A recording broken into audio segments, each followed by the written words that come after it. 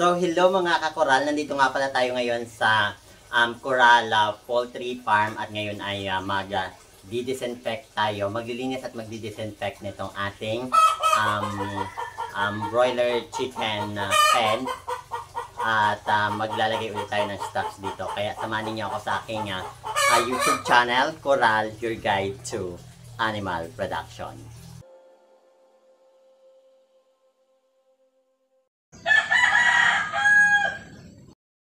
So, ang una natin na gagawin dito mga kakoral, syempre maglilinis tayo. Ay tatanggalin muna natin itong mga feeding trough at saka watering trough. Kaya, let's go and let's do this.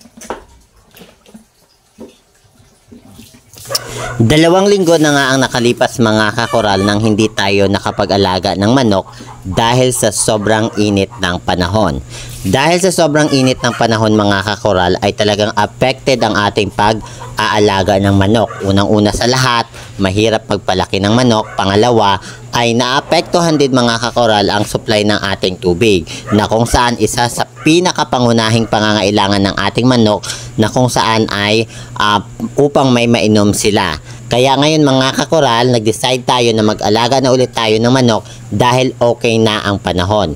Medyo maulan na at I hope ay tuloy-tuloy na ang pag-ulan nang sa ganon ay hindi na maapektuhan ang ating supply ng tubig at the same time ay hindi na rin sobrang init. Kaya naman mga kakoral, today ay nag-decide ako na linisin itong ating broiler chicken house. Kaya kung makikita ninyo mga kakoral, ang una kong ginawa dyan mga kakoral ay inilabas ko na muna itong ating watering trough nang sa ganun ay tuloy-tuloy ang ating tatrabaho mamaya. At after ko ngang mailabas mga kakoral ang watering trough ay agad ko namang ginawa or sinunod ang tatanggal nitong ating mga food web.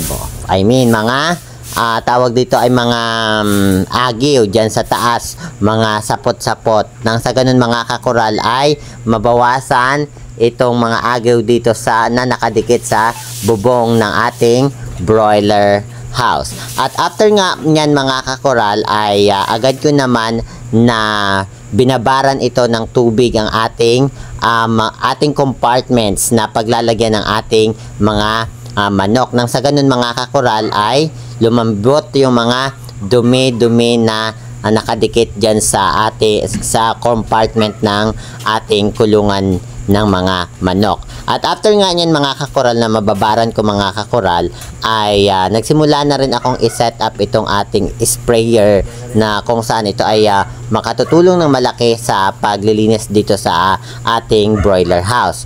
Of course mga kakoral ay nilagyan ko ng Zonrox itong ating tawag dito ang ating tubig nang sa ganon ay talagang mamatay din yung mga germs dyan sa loob na nakadikit sa compartment ng ating kulungan ng ating manok. So after kong mailagyan ng Zonrox mga kakoral, at the same time pala mga kakoral, naglagay din po ako dyan ng tawag dito ng sabon para mas mabilis ang paglinis natin at mabilis matanggal ang mga dumi. At yan mga kakoral ay nagsimula na akong mag-spray. Yan mga kakoral ay nakatutulong talaga sa mabilis na pagtanggal ng mga makakapal na dumi na nakadikit sa sahig ng ating kulungan ng ating mga manok. Bali, yan nga pala mga kakoral ay 14 compartments.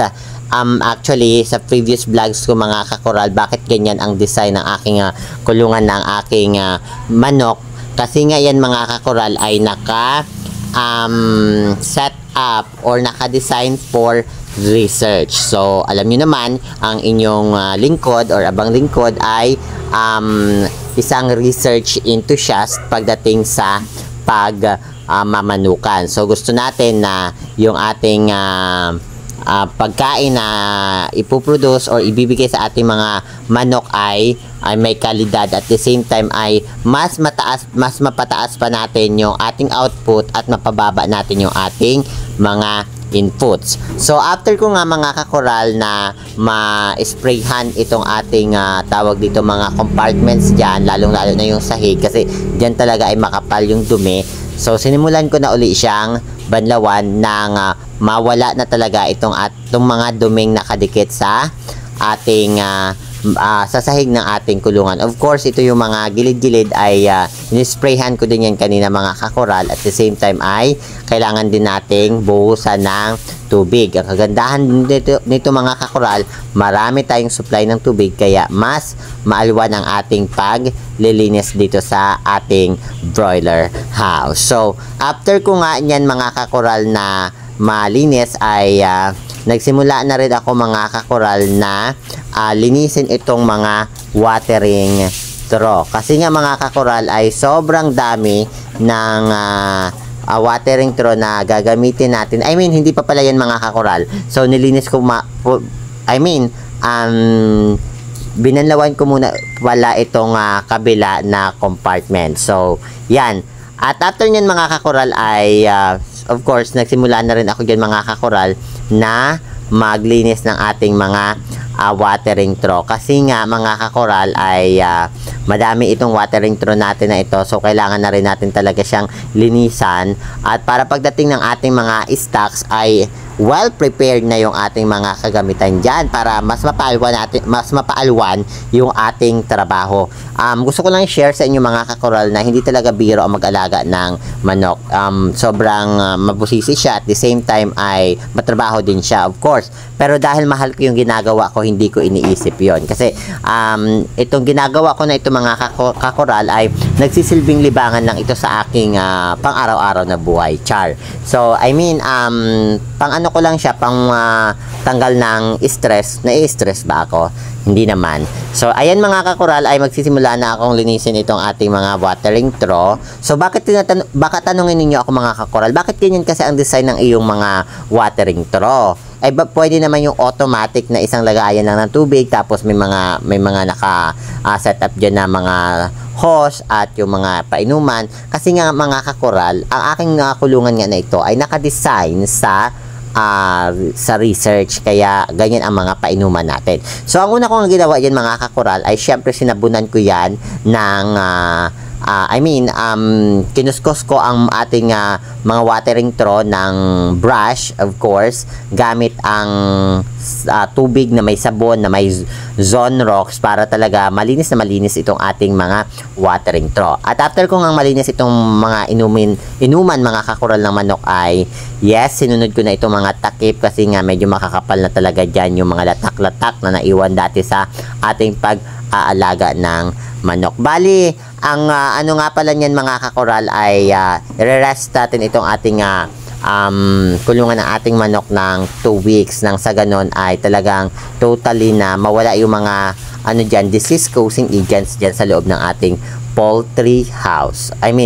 Broiler house. So, after ko nga mga kakoral na masabunan, malinisan itong ating mga watering trough, syempre binaunlawan ko na yan. Mga isang banlaw lang yan mga kakoral. So, hindi ko na ipinakita sa inyo yung pangalawang banlaw kasi full storage na yung aking tawag dito ang aking memory card.